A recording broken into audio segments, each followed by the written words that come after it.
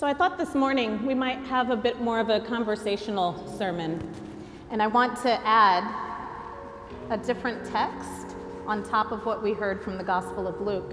And this one comes from 2 Timothy.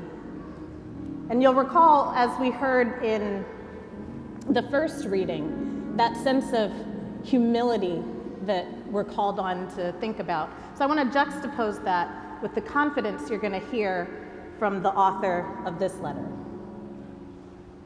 As for me, I am already being poured out as a libation, and the time of my departure has come.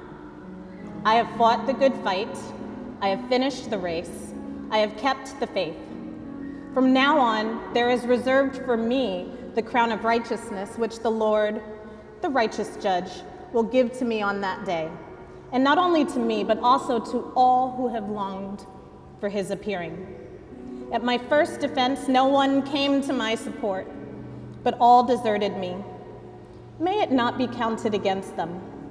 But the Lord stood by me and gave me strength, so that through me the message might be fully proclaimed and that all the Gentiles might hear it. So I was rescued from the lion's mouth. And the Lord will rescue me from every evil attack and save me for his heavenly kingdom. To him, to God, be the glory forever and ever. Amen. Amen. Will you please pray with me? God, we give you thanks for your abiding grace, your reckless love. And as we come before you with a sense of humility and awe at your glory, we lift up our hearts to you. We orient our minds to you. We incline our ears to your word. And my request in this time is that the words of my mouth and the meditations of all of our hearts might be acceptable to you, O Lord, our rock and our Redeemer. Amen. So here we hear this letter written in the name of the Apostle Paul. We have biblical scholars in the room who would not let me get away with saying that Paul wrote this, but, right? Yeah, maybe not. But what we do have a sense of is that someone speaking in Paul's voice is writing this letter from a Roman prison. So Paul at this point is in jail, and what we don't know at this point in the story, as 1st and 2nd Timothy are written, is that his life would soon come to an end. He was just about to be murdered by the state. And what we wanted to understand as we look at this text is what on earth gave Paul that sense of confidence that even though he was at the end of his life, potentially, that it didn't matter so much because he believed that he had spent his whole life now pouring himself as a libation in service to and love for God. And as I read that sense of confidence and strength from Paul, I wonder the very same. Because we've all heard that phrase, live every day as if it were your last, right? Popular phrase, popular wisdom. But how do we actually pull that off?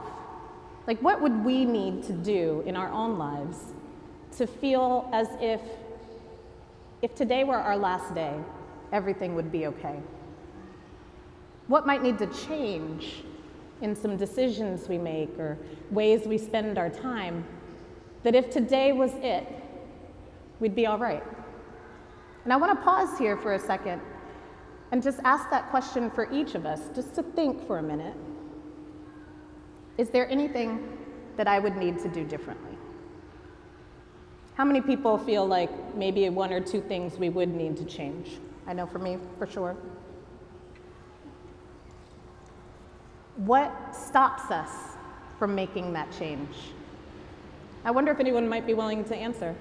What might stop us from making that change? Fear. What's that? Fear? Yep.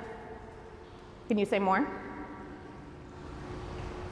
Well, me personally, If today was my last day, I would be probably disappointed in the fact that I haven't had a child yet or a husband. So, but then I'm fearful of doing that because it could happen any day, and I'm just like, nah, Right. not yet. So, Yeah. my answer. So I'm not going to blow up her spot, but I know what she means.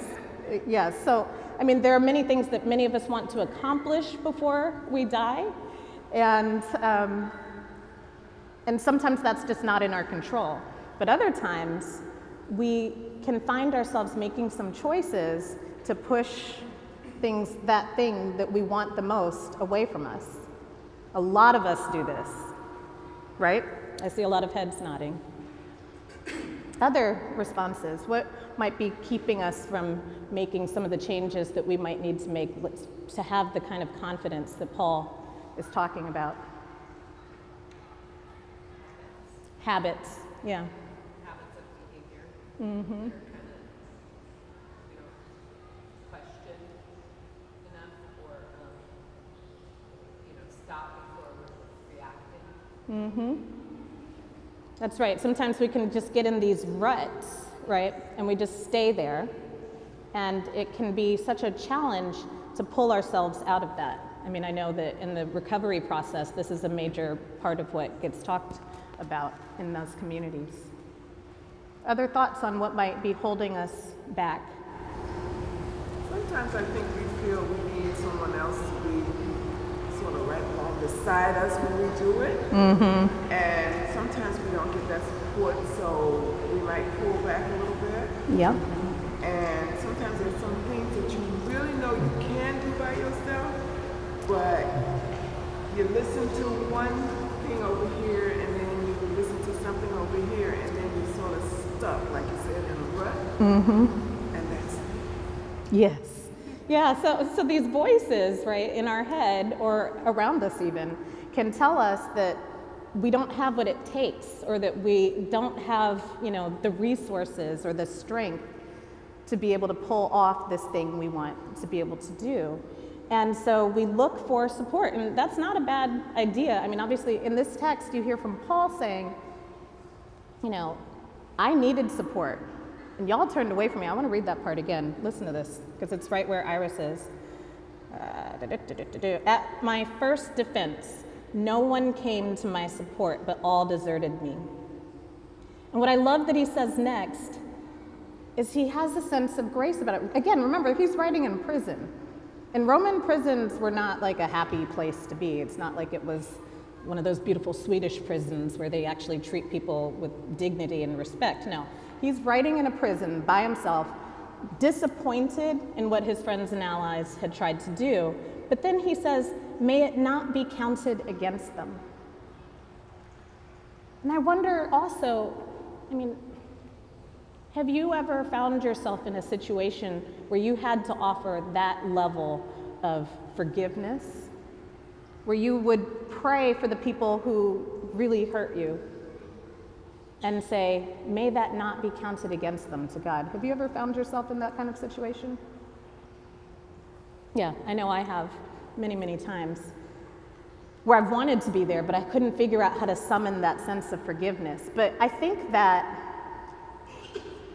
grace, you can sit right here, Sigrid, yeah. That sense of grace is part of what gave Paul that confidence, because he's not carrying the hot coal of anger and resentment that can burn away at us so much, give us an ulcer. And we hear about this a lot because people, especially in Christian community, talk about forgiveness. And you see people forgiving each other who it seems shouldn't. And, we hear about it with that woman, the police officer who killed, was it Botham Jean who she had killed? Yeah, in his home. And I think his nephew forgave the woman, and people have been very, there's been a lot of conversation about this. But what we find as we forgive people is that we just let the coal die. We let it burn out and it doesn't burn at us anymore. We take our power back. It doesn't mean we need to be in relationship with them. It just means that maybe we let something go so that it doesn't hit us and hurt us as much as it was. And I think if we have these spaces of forgiveness needs, where we might try to pray for the grace to get to that point, we might be able to say, if this day were my last, I'd be okay with it. Because we're not sitting there wanting to figure out what we're going to do with that anger and resentment. I really appreciate that voice from Paul here. Another thing I wanted to point out here is you hear Paul talking about the crown of righteousness. And just the other day, I was at this dinner with all these wonderful black women, and Bishop Vashti McKenzie stood up to give a prayer. And she said, "Oh God, I pray to you that everything that would get in the way of my sisters would just disappear as she adjusts her crown." And I love that image. As we adjust our crowns, we are all given this crown of righteousness. And it doesn't have jewels. I mean, it's not that kind of crown. The crown of righteousness is a crown of justice that brings healing. We, in practices, we often think about elevating our minds by just pulling from the top of our heads so that we can feel a sense of comfort and confidence. And I wonder what it would feel like if we just always walked around feeling that we are crowned with justice, even if it feels as if we aren't, where things are going wrong, where we just see so much that frustrates us. But with the crown of justice, it kind of elevates us and reminds us that at some point, God will make things right.